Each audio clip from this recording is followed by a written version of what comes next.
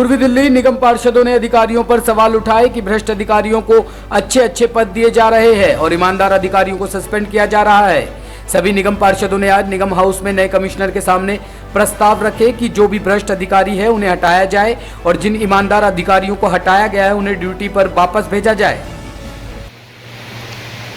अपनी मनमानी चलाए, अपने साथी अधिकारी को काम को भी खुद ही कर दे, किसी भी अधिकारी का बुरा कर दे, मुझे लगता है ठीक नहीं। पीछे के मामले से आए केंद्र साहब, इलाज का मामला बताओ आपको, जो मामला आया है शाहजहां नॉर्थ की डीएचओ है,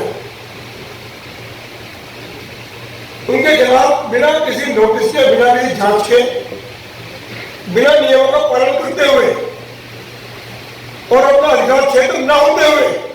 उनके खिलाफ कार्रवाई का आदेश दिए गए।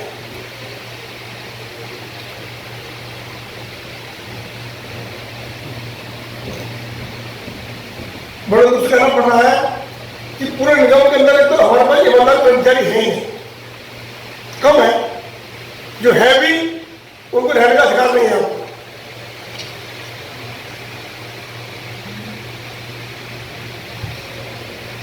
एक ईमानदार अधिकारी पहले भी यहां से इस तरह भेजा गया, कर्नल AK सिंह, जिस पूरे मीडिया ने 10 बार कम से कम कहा होगा एक ईमानदार अधिकारी को यहां से कर दिया गया। और आज उसी तरह पे एक और अधिकारी के पीछे पड़कर जिसके लिए हटाने का अधिकार ADC 1 के पास था, उससे पांडा के पास, मैडम अलका ने अपनी अनाधिकार चेष्टा करते हुए स्टैंडिंग कमेटी के चेयरमैन ने कहा कि कमिश्नर के सामने सभी मामले रखे गए हैं। कमिश्नर ने आश्वासन दिया कि जांच के बाद जो भी दोषी पाया जाएगा उस अधिकारी को तत्काल सस्पेंड किया जाएगा और जो निर्दोष है उसको ड्यूटी पर भेजा जाएगा। श्रीमती डॉक्टर माधुरी पंत, जो सभी पार्षदों का कहना है और मेरा अपना भी है, जो भी काम बताते हैं वो बड़ी शिद्दत के साथ उस काम को करती है और कोरोना काल में भी उसने बड़ी मेहनत और काम किया था। जैसा मुझे पता लगा है वहाँ कोई एक डेथ सर्टिफिकेट है या बर्थ सर्टिफिकेट बनना था, उसको बिना SDM के परमिशन के वो सर्टिफिकेट दे दिया गया। उसमें मिस्टर कोई अमित चौधरी हैं जो उनके जूनियर थे, उनको वो बना करके देना था और वो DHO की लॉगिन में नहीं था।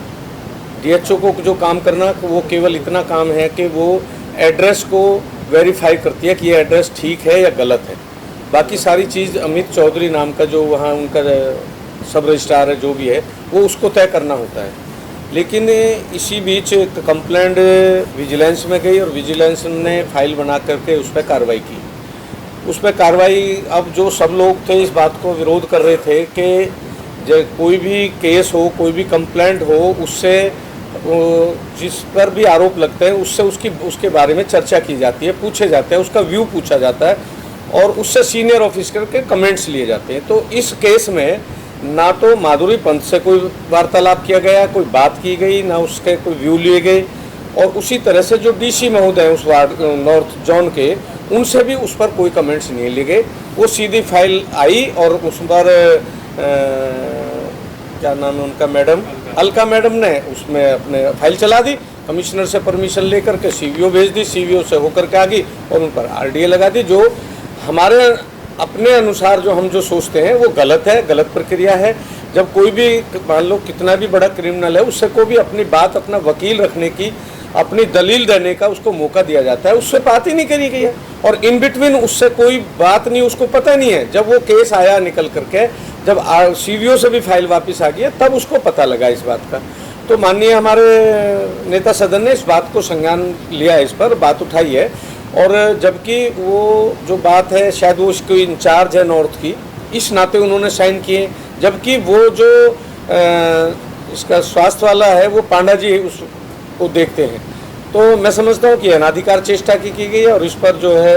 कमिश्नर साहब ने कहा कि हम सारे विषय को देख करके संज्ञान लेंगे, जो दोषी होगा उसको। सर मनमानी का मामला ये पहला नहीं है सर, मनमानी का मामला पहले भी आया है और एक ईमानदार अधिकारी एक कर्नल को यहाँ से हटाया वो इसके बावजूद भी उस पर किसी पे कोई कार्रवाई नहीं हुई। इसी विषय को लेकर के आज माननीय विपिन बिहारी जी ने भी सदन में इस बात को उठाया था कि एक ईमानदार अधिकारी AK सिंह को हटाया गया था और उसको हमने हाउस में भी पास किया है, स्टैंडिंग ने भी पास किया है और हमारा प्रयास होगा कि AK सिंह को हम वापस लें। टॉप स्टोरी ब्यूरो के लिए दिल्ली से रवि डालमिया की रिपोर्ट।